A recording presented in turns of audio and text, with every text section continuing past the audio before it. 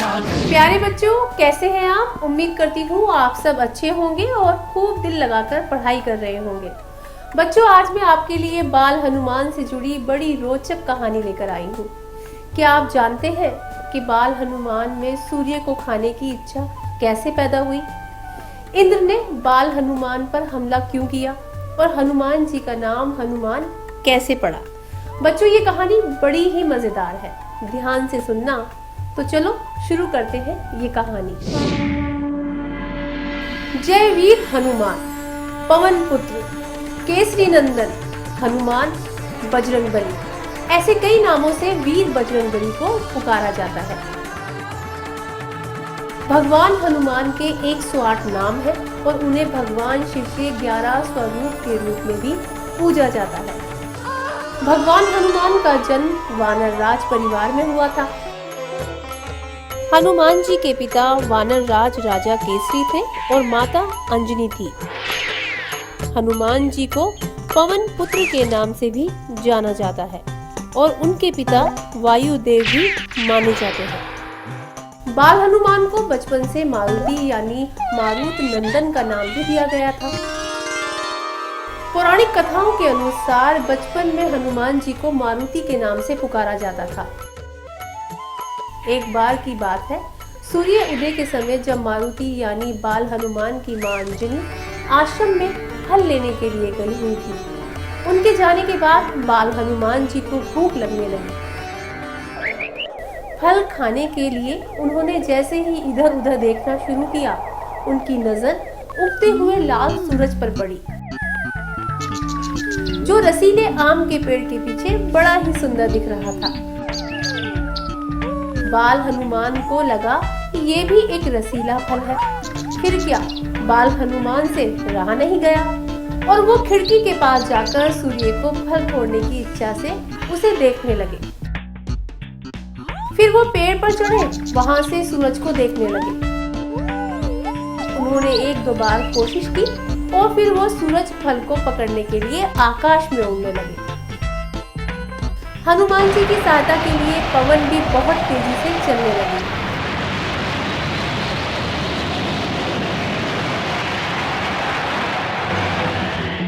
जैसे भगवान सूर्य ने देखा कि एक बालक उनकी ओर बढ़ता चला आ रहा है, उन्होंने हनुमान जी को अबोध शिशु समझकर अपने तेज को कम कर दिया ताकि वो जल ना जाए। बाल हनुमान जैसे ही सूरज के करीब पहुंचे तो वो सोचने लगे, तो ये है रसीला फल। इसे खाने के लिए तो मुझे भी अपना रूप बड़ा करना होगा। सूर्य को हाथों में पकड़ने के लिए बाल हनुमान ने अपना आकार बढ़ाना शुरू कर दिया। एक ओर हनुमान जी सूर्य को पकड़ने की कोशिश कर रहे थे तो दूसरी ओर उसी समय राहु सूर्य पर ग्रहण लगाने के लिए आगे बढ़ रहा था। हनुमान जी ने राहु को आता देख उसे भगा दिया। राहु भयभीत होकर देवराज इंद्र के पास गया और बोला, देवराज, आपने मुझे अपनी भूख शांत करने के साधन के रूप में सूर्य और चंद्र दिए थे। आज जब अमावस्या के दिन मैं सूर्य के समीप जा रहा था तो मैंने देखा कि एक दूसरा राहु सूर्य को पकड़ने जा रहा है। राहु की बात सुनकर इंद्र परेशान हो गए और राहु को साथ लेकर इंद्रदेव सूर्य के पास गए। ठीक उसी समय बाल हनुमान सूर्य निगलने की कोशिश कर रहे थे। इंद्र ने जैसे ही ये देखा, उन्होंने सूर्य की रक्षा के लिए बाल हनुमान पर वज्र से प्रहार किया।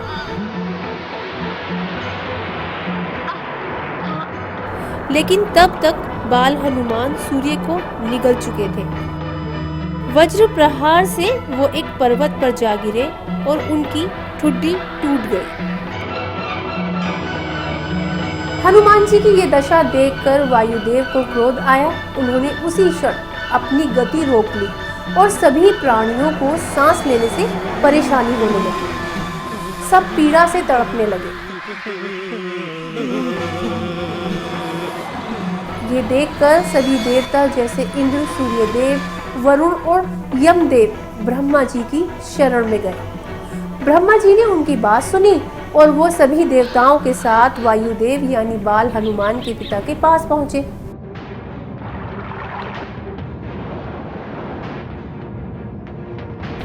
वायुदेव मूर्छित हनुमान को गोद में लिए उदास बैठे थे।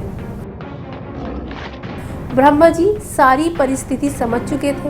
उन्होंने हनुमान को जीवित कर दिया। बेटे को जीवित देख वायुदेव ने भी अपनी गति का संचार शुरू कर दिया और ब्रह्मांड में फिर से हवाएं चलने लगी,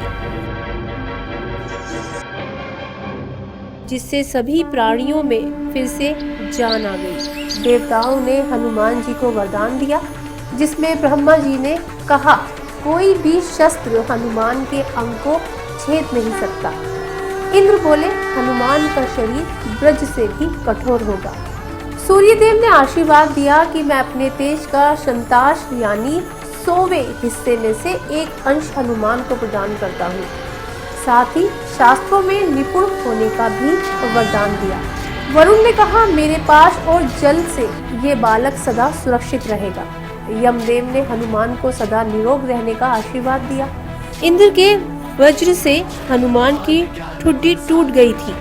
ठुड्डी को हनु भी कहा जाता है, इसलिए उनका नाम हनुमान जी पड़ा। सभी देवता मिलकर बाल हनुमान को उनकी माता अंजनी के पास ले गए और सारा माहौल हनुमान के जय जयकार में डूब गया। तो बच्चों, कैसी लगी आपको हनुमान की ये कहानी? बाल हनुमान को लेकर मैं अगली बार फिर से आऊंगी और उनकी एक और प्यारी सी मजेदार सी कहानी आपको सुनाऊंगी। आप हनुमान जी की भक्ति कीजिए, वो हमेशा अपने भक्तों की मनोकामनाएं पूरी करते हैं। अच्छा, अब मैं चलती हूँ। जय वीर हनुमान। ज्ञान गुण सागर जय कपी सति लोक उजागर।